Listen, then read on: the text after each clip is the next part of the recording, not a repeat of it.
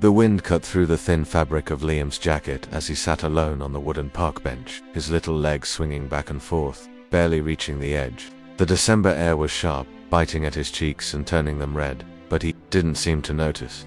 His small fingers clutched a crumpled piece of lined notebook paper so tightly that it had torn slightly at the edges. His breath puffed out in small clouds as he looked around, watching strangers pass by, some in suits, some with dogs, some laughing on the phone, but none of them were the one he was waiting for. He didn't know the man's name. He didn't even know what he looked like. All Liam knew was that he needed someone kind, someone strong, someone who could bring back the light in his mother's eyes. She hadn't laughed in months. She smiled for him, but it never reached her eyes. She worked double shifts at the diner. Sometimes came home so tired she'd fall asleep on the couch in her uniform, still holding her keys. And when she thought he was asleep, he could hear her crying softly, muffled through the thin walls of their tiny apartment. He couldn't fix the broken light in the kitchen. He couldn't stop the letters that came in red envelopes. He couldn't bring his dad back from the car crash that changed everything. But maybe, just maybe, he could find someone who could help. Then Liam saw a man walking his dog along the path. He looked kind, not too young, not too old. His coat was a little worn, but he had the same tired eyes his mom did, like someone who understood how it felt to miss someone. Liam slid off the bench and hurried toward him, clutching the note like it held the answer to everything. "Excuse me, sir," he said, voice small but steady. The man stopped, surprised. Liam held out the wrinkled paper with both hands. "Please read this. It's from me, but it's about my mum." The man looked down at the boy, then at the note. He took it slowly, as if afraid it might break. Liam didn't say another word. He just looked up at him with eyes far too old for his eyes that carried hope, fear, and a silent plea. "Please help us." The man unfolded the crumpled piece of paper with care, smoothing it against his coat as the boy stood silently beside him, watching every movement.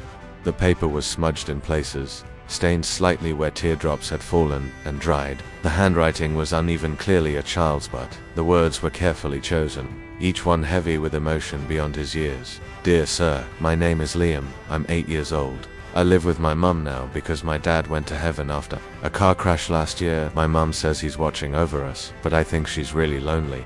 She cries at night when she thinks I'm sleeping. She works all the time and still can't pay all the bills. She stopped singing, she stopped smiling. She looks tired all the time, and I think her heart is hurting. I want to help her, but I'm just a kid. That's why I'm asking you something really big. Please marry my mum.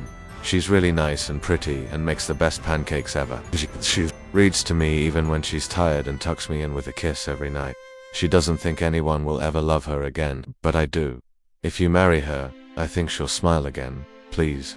She's all I have left." The man blinked hard. As he read the final line, his chest tightening with an unfamiliar ache, he glanced down at Liam, who stood with his hands clasped in front of him, watching for a reaction. There was no manipulation in his face, no theatrics, just quiet hope.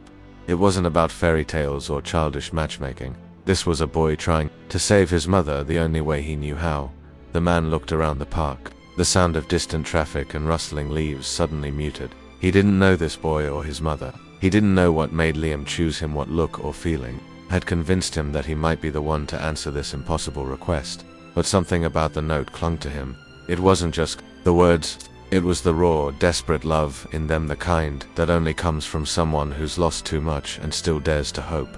The man folded the letter slowly, holding it to his chest. He didn't speak, not yet, because something had already begun to change inside him.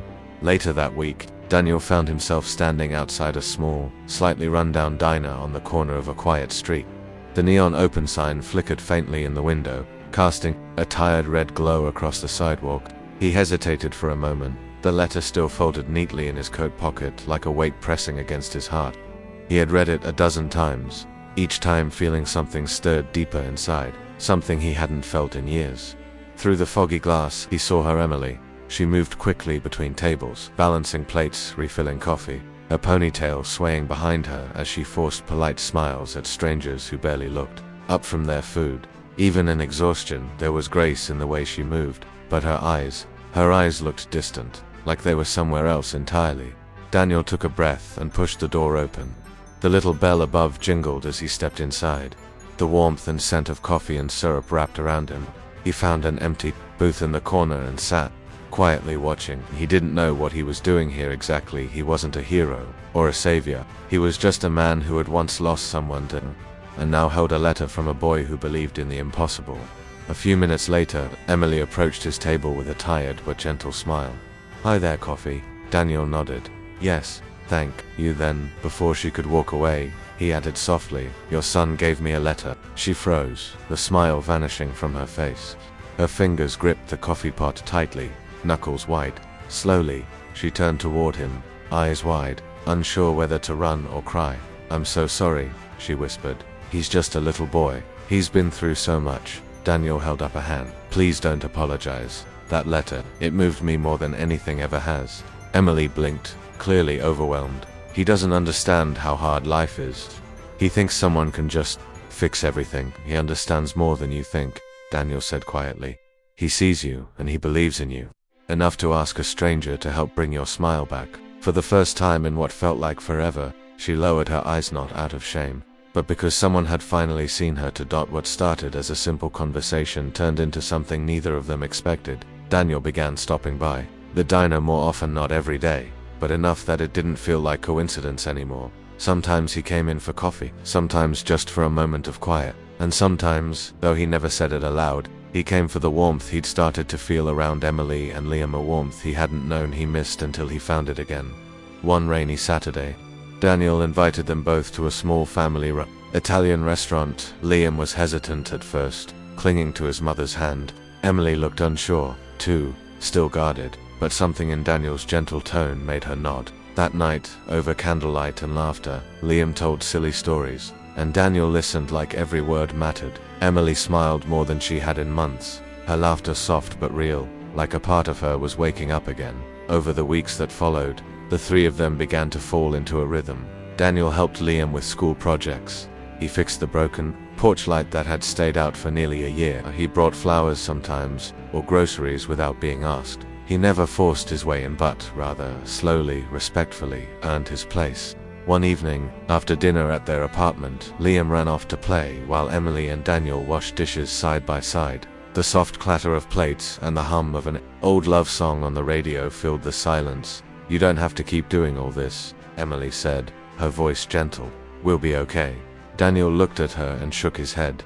"I'm not doing this because I feel sorry for you, Emily. I'm here because I want to be. Because this feels like something I didn't know I needed."